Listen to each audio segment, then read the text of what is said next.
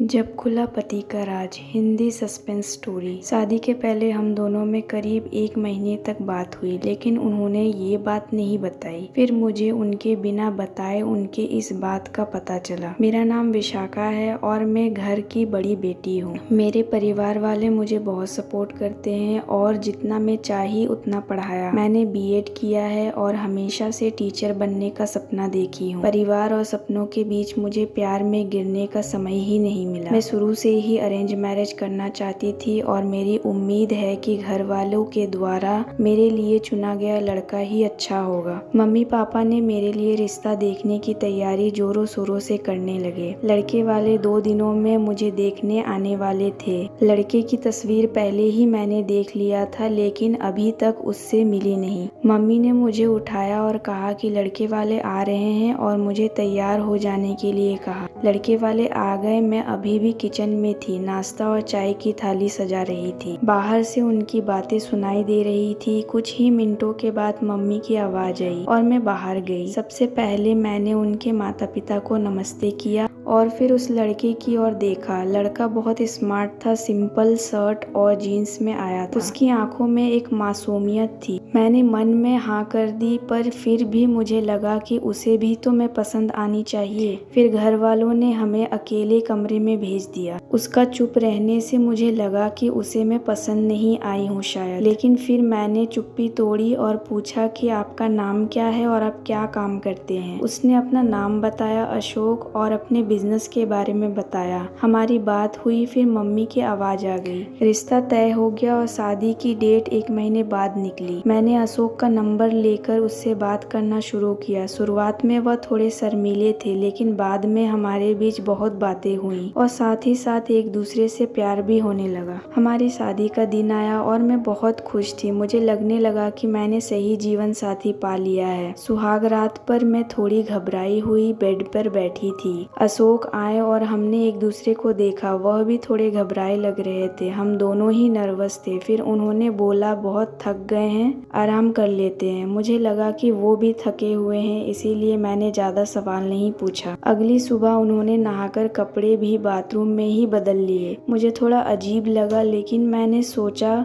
शायद यह उनकी आदत होगी। अगली रात भी वे ऐसा ही किए और अब मुझे लगने लगा कि वह मुझसे कुछ छुपा रहे हैं। उनके चेहरे से ऐसा लग रहा था। मैंने उन्हें सीधे सवाल किया कि वे क्या छुपा रहे हैं। कुछ बात है तो आप मुझसे कह सकते हैं। उन्होंने कहा कि जल्द ही मुझे पता चल जाएगा, लेकिन शायद यह बात को जानकर मुझे बुरा लगे। फिर उन्होंने अपना शर्ट उतारा और मुझे टैटू दिखाया, जिसमें एक लड़की का नाम था, कोमल। अब मैं चुप हो गई और बेड के एक साइड पर सो गई। वह मुझसे बात करना चाह रहे थे, लेकिन मैंने कुछ नहीं बोला। फिर वह भी बेड के दूसरे साइड पर सो गए। अगले दिन मेरा मुंह उतरा हुआ था। मुझे इस बात का ज्यादा दुख था कि उन्होंने मुझसे यह बात छुपाई। हाँ, हमें कम समय मिला, लेकिन फिर भी इतना समय था कि वो मुझे बता सकते थे। अगली रात वो फिर कमरे में आए। उनके आने से पहले ही मैं बेड के साइड पर सो चुकी थी। उन्होंने मुझे बोला, तुम चाहो तो हम बात कर सकते हैं। मैंने कहा, अब क्या बताना है? उन्होंने कहा, मैं उस लड़की से प्यार करता था, लेकिन कोमल को हमेशा से विदेश में शिफ्ट होना था,